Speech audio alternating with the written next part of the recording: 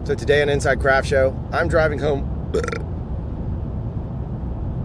Today on Inside Craft Show, not just another GH5 video of a flower or a tree or a bird or a bee.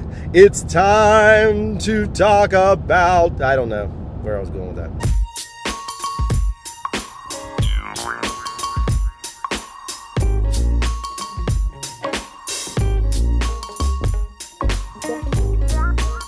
Okay, so pardon the kind of scruffy appearance. Got a little neckage going on. Haven't really had a lot of time to breathe lately. We had that big job that we were talking about. We rented those master primes for, which that footage, by the way, I cannot wait to show you. Absolutely amazing. We used the GH5 on it as well, not with the master primes, of course.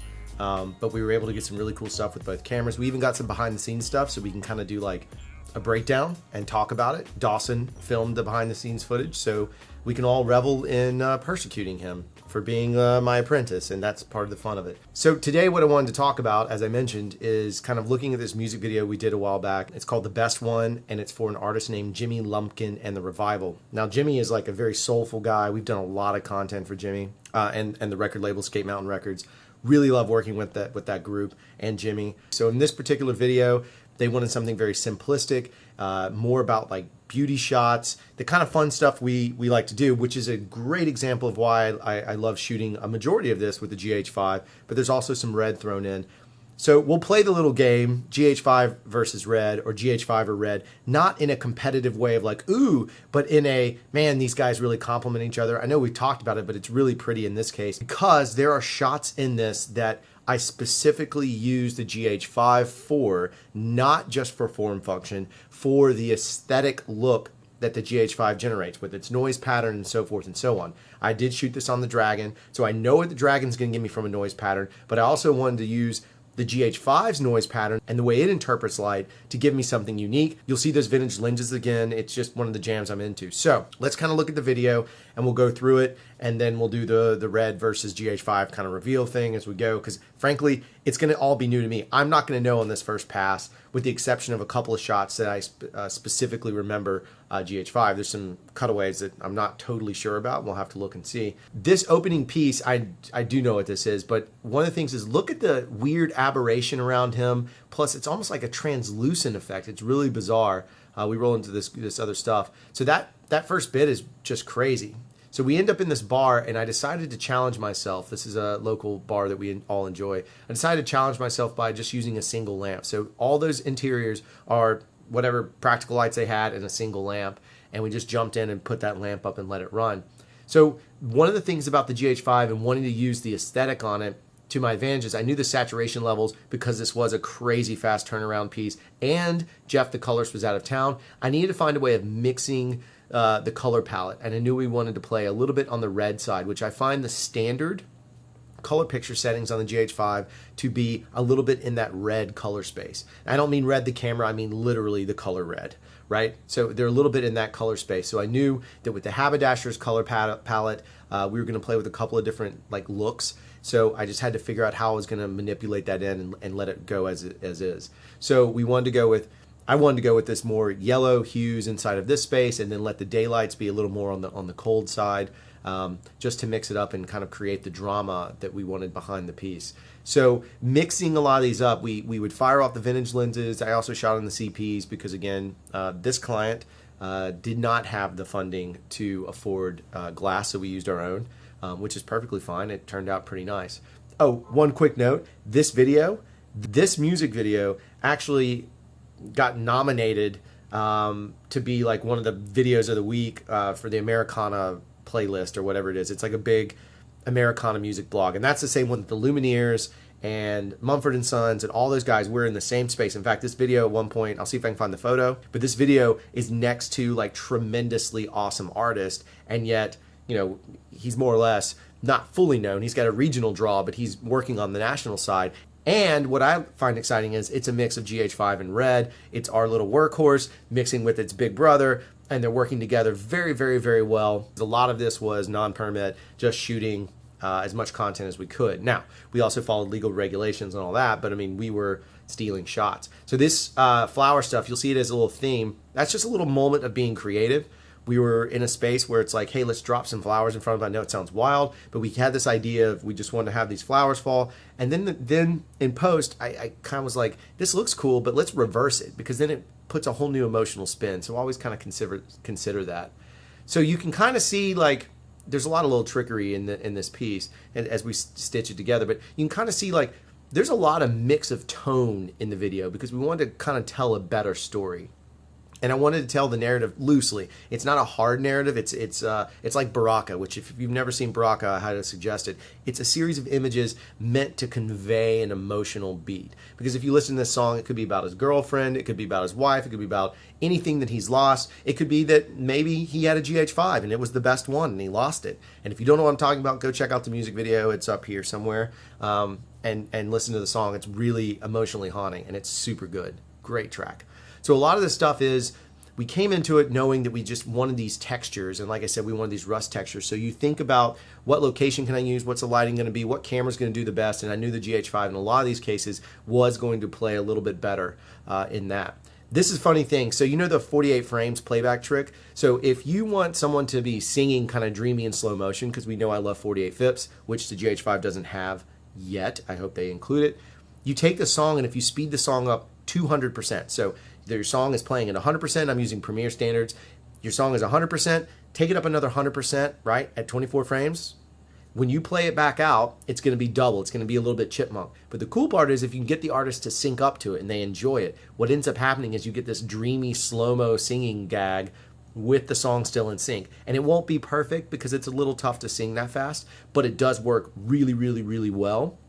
And giving you this kind of dreamy look, is certainly for this emotional song spot. I'd love to see somebody do it with a rap track. Like, I think if you could go into hip hop and try that gimmick, or maybe it's out there and I just haven't seen it, but if you could do that, that'd be awesome. If you actually know where you can do it, post it in the comments. I'll make sure to approve it. I'll shamelessly plug you, whatever we got to do.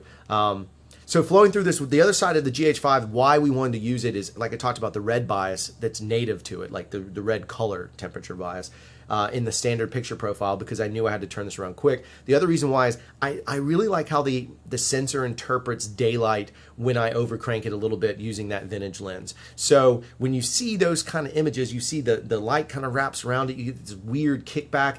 You get this whole vibe that the red does not do. So the GH5 is actually offering an aesthetic property that the red does not have. Therefore, that makes the GH5 a rock and roll piece for me. And it's absolutely one of my favorite things is to see those shots. And they're just so weird and gritty and cinematic at the same time. They've got a very much a cinematic feel, so it holds up on its own there. So sometimes think of the GH5 not just as a small form factor. Think of it as like, hey, this sensor I know is going to do this. And I know that this sensor with this glass is going to do this. So it's the idea of approaching the project with multiple tools, knowing that all of them are going to give you different advantages, competitive advantages, narrative advantages, storytelling advantages. That's where the beauty of this camera really shines through. So there's the video kind of going through it. You've seen the clips. But if you want to know what's RED versus GH5, we're going to do that now. If not, just like, subscribe, share, love us, give us some high fives. Just talk to us about it. You don't have to wait to the end to do that. I'm going to plug it in the middle. Just give us the love. Give us notes, feedback. What do you want to know? Picture profile. That's a big question. Like I said, I shot this on the standard picture profile because Jeff and I had to match this footage very quickly. The turnaround was, again, very brutal because it was a last-minute deal, and Jeff was out of town. So one of the fun things that we're going to talk about as we look at the RED versus GH5 footage is I'm going to talk about how we did that process. So again, if you're not interested in the post side of it, you're done. Thanks for hanging out. I'm serious, like truly. Thank you for hanging out. But let's go through the footage and talk about how that process worked. So first things first, did we use LUTs? Hell yeah, we used LUTs. Can I get a hell yeah? That's a Stone Cold reference. We did use LUTs. So this first shot is GH5, second shot is going to be RED. And then we're going to go into this third shot, which again is RED. So not everything in the bar is RED, but a good bit of it is. That's a GH5 shot, which is fantastic, and GH5. And then this next shot, shadow shot, is RED. So how do we do the LUT trick? Oh, I'm sorry. This is GH5. I forgot we flipped this image. So this is GH5 as well, and this is on the glide cam, just giving us a little floaty slow-mo dooley dig. More GH5 that was an insert unit, so I just went out after the video and just got some more random pieces. RED, we will see a GH5 shot here, so you can see how much I'm using of it. GH5, It's a good bit of GH5 in this video, and like I said, it played well. That's going to be red. I believe that's red. Actually, oh yeah, that's red. I have to look. Red. GH5. Sure is. That's red. So here's how we did the post stuff. So what we did was we took stills of all these images. I sent the still images, a single DPX frame, to Jeff, and Jeff was able to do a grade and send me back a still. Or Jeff was able to take from the still. That's red, by the way. That's red. The wide shot on those is red. And that's GH5. So they blend pretty damn well, if you ask me. Red. Anyway, so Jeff took that, created a LUT, sent me a custom LUT that basically was bar stool, or like this one is bar stool, and then this next one is shadow feet or something. And so we created custom LUTs remotely to help us work on the project. And I think the color balance is fantastic. We got to get a little styly with it. And there was very few tweaks. This is going to be red. Any of these slow-mo flowers ended up being red just because I needed a really high frame rate to do it. That's GH5, and I love that shot more than anything. That's red, and this is one of those gags where I had the one single Kino. It's just right over his head. It's a single tungsten Kino. And if you don't know what Kino is, it's a single tungsten fluorescent bulb, which you can also get poor man's Kinos at Home Depot for dirt cheap. Consider that. The GH5, reversed it. That's back to red there. So then Jeff created these LUTs, sent me the LUTs, I plugged them in, they worked. And it's just a process, GH5. It's just a process of sitting down, red. It's just a process of sitting down and looking at your content. GH5, by the way, which matches amazingly well. And that's another point. I couldn't get to the wall close enough, so I used the GH5 to get me closer to the wall. If I wasn't using the vintage lens, I was using the 12-60. This is red. GH5. Any of the cemetery stuff is GH5, which I think it looks fantastic, kind of dreamy. Like I said, I overcranked I like the way the light interprets on the sensor, and I overcranked the lens a little bit to do that. GH5 here with the flowers. GH5 insert, just 60 fips, just coming straight down a vehicle. It looks fantastic to me. I think it was great. And other people, apparently it did well enough to get, like I said, nominated for this, whatever, video of the week or something. This is all GH5 here. I'm sorry, red there. This is red. This is the 48 frames. If you look in the background, you'll see a flicker. That's because I didn't have time to go adjust all those lamps. We were kind of in a crunch, but whatever. The flicker's part of the organic process. We'll let it be what it is. So yeah, that's our post trick. Is we took the stills, we created those, so we generated our own LUTs, and from that point, we used these same LUTs. Here's the funny thing. If you've seen any of the videos, up here, wherever it is, this video, I used the same LUTs as a basis, and that stuff looks fantastic. The client loved it, because again, it was a job where I couldn't use Jeff. He was out of town, and I had to do it in a hurry. We had two of these back to back, and it was a pretty crazy time schedule, so I used those LUTs. Again, this is all red like we talked about. I did have to do some noise correction because, like I said, the Dragon has a certain noise palette, especially because I was just really cranking. I wanted moderate depth of field pieces, and I wanted to feel dreamy. So the vintage lens was wide open on that. That is, I don't know what that is. That would have been red. That's GH5. This is red here. This stuff is GH5, believe it or not. GH5, I mean, it's the cleanest match. That's back to red because we already established with the lamp over top. So those LUTs, they exist, and it worked really well. So it's one way to say we just did it by having preset LUTs that we knew were going to match red here. Next shot is red as well. Yep.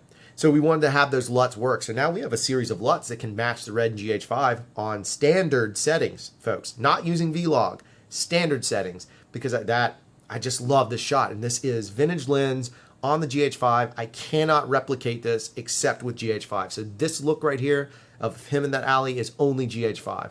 That was red. No, that was GH5 to red to red to, I believe, GH5 here. Yep, GH5, which is incredible to blend. I mean, it's stylistic. So that's one of the ways, if you need to mix them in a hurry, you can get stylistic. These are both red shots, and the final frame is going to be red. So that's it. That's the process. And there was a lot of info. The edit was the edit, but we were able to literally sit down, and Jeff is in Washington, D.C. visiting his wife, and he is sending me stills over Dropbox.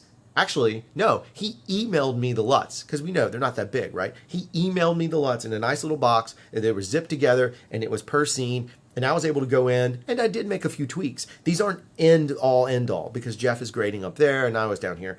But they did provide tremendous value. So that's one of the awesomest things, is just consider the workhorse factor, and always don't get limited by technology. Technology should not limit you ever. It should open you up. So don't get boxed in like, I can't shoot anything like that because I don't have a RED. No, you do. You got a cell phone too.